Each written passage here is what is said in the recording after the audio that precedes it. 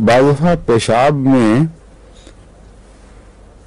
निकालने की ताकत नहीं रहती मरीज में, और वो दरअसल एक छोटा सा फालिश सा हो जाता है उन उज़लात का जिनसे पेशाब को इंसान धकेलता है तभी तौर पर। उनमें अगर तो बिल्कुल रुक जाए तो कॉस्टिकम अच्छी दवा है। अगर कमज़ोर हो और फीबल हो जाए तो बाज़ दफ़ा प्रोस्टेट ग्लैंड की वजह से भी होता है, लेकिन अगर इसकी अलामतें ना हो, अचानक किसी बीमारी की वजह से, नज़ले की वजह से हो जाए, उसमें हेपरसल्फ अच्छी दवा है। यानी वो नालियां जिनमें पेशाब हरकत करता है, उन नालियों के वक्ती फालिज की दवा जो मुकम्मल ना हो बल्कि दरमियाना हो, थोड़ा हो,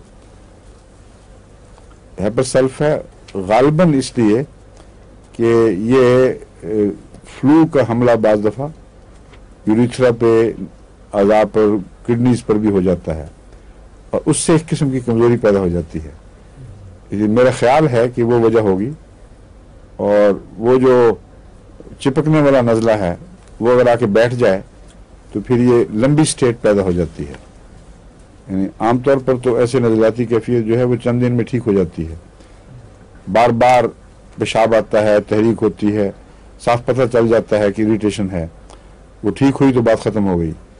हेपरसल्फ में क्योंकि वो चिपकने वाला बलगम बाकी रह जाता है, इसलिए ये नज़ला अगर नीचे गिरे तो ये अलामतें पैदा करता है जो मैंने बताई हैं। पेशाब में प्रीसिस की कैफियत पैदा हो जाती है।